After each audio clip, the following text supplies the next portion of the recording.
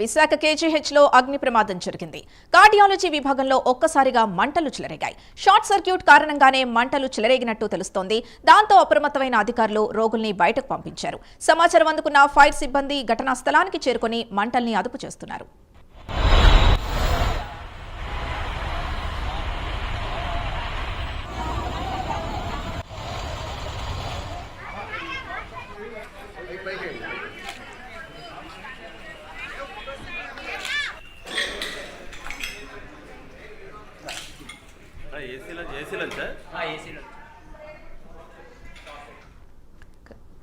KGH లో అగ్ని ప్రమాదానికి సంబంధించి పూర్తి డీటెయిల్స్ మా కరెస్పాండెంట్ చంద్రశేఖర్ అందిస్తారు. చంద్రశేఖర్, అగ్ని ప్రమాదం ఎలా జరిగింది? షార్ట్ సర్క్యూటే కారణమా? ప్రస్తుతం రోగుల పరిస్థితి ఎలా ఉంది?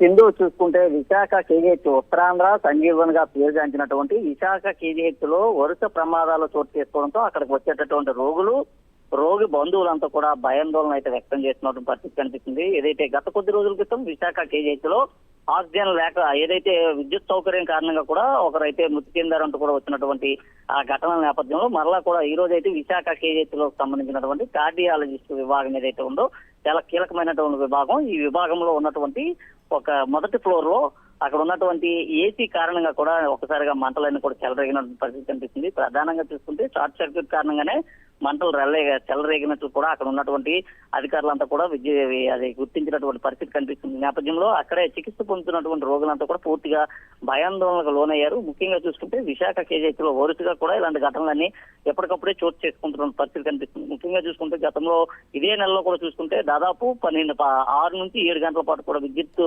లేనటువంటి విశాఖ కేజీహెచ్ లో మరలా ఈ ఘటన కూడా చోటు చేసుకోవడం అయితే ప్రస్తుతం అయితే ఆ భయాందోళనకు గురైనటువంటి పరిస్థితి ఉంది. ఈ నేపథ్యంలో ఈ రోజు జరిగినటువంటి అగ్ని ప్రమాదానికి సంబంధించి విశాఖ కేజీహెచ్ సంబంధించినటువంటి వైద్యులంతా కూడా అప్రమత్తమయ్యారు. అలాగే అక్కడ ఉన్నటువంటి రోగులందరినీ కూడా వేరొక రూమ్ కి అయితే తరలించినటువంటి పరిస్థితి కనిపిస్తుంది. కొంతవరకు అక్కడ ఉన్నటువంటి బెడ్స్ అన్ని కూడా దగ్ధమైనట్లుగా తెలుస్తుంది. ముఖ్యంగా చూసుకుంటే అక్కడ ఉన్నటువంటి రోగులంతా కూడా పూర్తిగా భీతిల్లిపోయినటువంటి పరిస్థితి కనిపిస్తుంది. ముఖ్యంగా చూసుకుంటే ఏదైతే కార్డియాలజీకి సంబంధించినటువంటి విభాగం ఏదైతే ఉందో అది చాలా కీలకమని చెప్పుకోలే. అయితే ఆ విభాగంలో ఈ ప్రమాదం చోటు చేసుకోవడంతో పూర్తిగా కూడా వారంతా ఆందోళనకి అయితే గురయ్యారు. ముఖ్యంగా పెను ప్రమాదమే తప్పిందని చెప్పుకోవచ్చు. వరుస ఘటనలు విశాఖ కేజీహెచ్ లో ఎప్పటికప్పుడే బయటపడుతున్న పరిస్థితి కనిపిస్తుంది. ముఖ్యంగా చూసుకుంటే అక్కడ ఉన్నటువంటి విద్యుత్ వైర్లంతా కూడా చాలా పాతకాలం తెలుస్తుంది.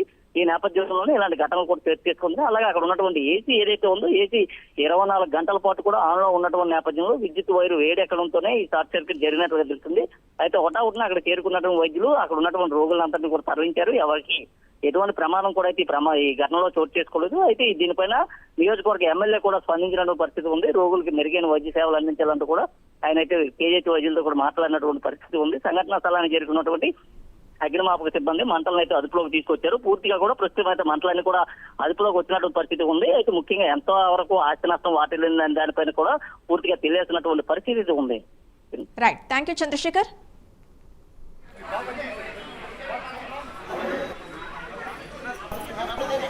Presente.